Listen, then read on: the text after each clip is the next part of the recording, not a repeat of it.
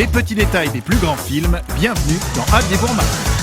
Une seule question, qui allez-vous appeler ? Et si vous répondez Ghostbusters, c'est que vous êtes comme nous de gros cinéphiles et des fans de la comédie culte de 1984. Alors que son reboot au féminin débarque, suivez-nous à la découverte des petits secrets et détails du film, et attention à ne pas croiser les effluves.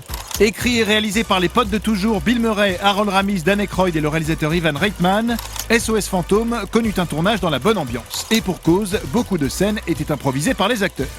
Ainsi, lors de la scène de la bibliothèque, quand l'armoire manque de tomber sur le trio, ce n'était pas du tout prévu. La réaction des comédiens et la réplique de Bill Murray ensuite furent improvisées et la scène gardée dans le montage final. Tout comme pour la cigarette, drôlement collée à la lèvre de Dan Aykroyd ici et qui fut une belle coïncidence capturée à l'image, et idem dans cette scène où Bill Murray appelle son sujet Jennifer, qui s'avère être le véritable nom de l'actrice en face de lui, Jennifer Runyon. Malgré son immense succès, le film mit quelques temps à voir le jour et vit passer un temps Eddie Murphy ou encore John Candy à son casting avant que ses acteurs voguent vers d'autres horizons.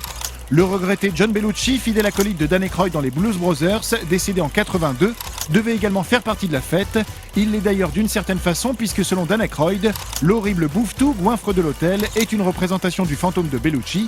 Bel hommage. En plus de ce casting alternatif, SOS Fantôme recèle quelques caméos bien cachés, comme la toute première apparition cinéma du présentateur vedette américain Larry King, ou encore au détour de cette scène parmi les figurants de l'acteur de film pour adultes Ron Jeremy, qui tournera d'ailleurs en 2011 une version coquine de SOS Fantôme. Le réalisateur du film Ivan Reitman donne lui de la voix et prête son timbre démoniaque Zool que l'on peut entendre dans la bouche de Sigourney Weaver. Le film est également célèbre pour son fameux monstre géant, le Bibendum Chamallow, et deux petits indices sont donnés plus tôt sur sa future présence, bien avant l'apparition de l'onctueuse monstruosité de la fin. On peut ainsi voir un sachet de marshmallow ici, dans la scène où la cuisine de Dana s'excite, puis on peut également apercevoir plus tard une immense pancarte publicitaire pour ces mêmes marshmallows, juste là. Et pour l'anecdote, quand le monstre est défait et qu'il se décompose, c'est bien de la mousse à raser qui s'écrase sur les passages. Sinon, on aura ri lorsque la bibliothécaire répond à Venkman dans cette scène et qu'elle dit qu'elle avait un oncle qui pensait être Saint Jérôme, le saint patron des bibliothécaires justement, ou encore là lorsque l'on aperçoit un journal titré « Lady Di encore enceinte », une vraie actualité pour le coup puisqu'au moment du tournage, la princesse était véritablement enceinte de son deuxième enfant, le prince Harry, né finalement le 15 septembre 1984, 3 mois après la sortie de SOS Fantôme.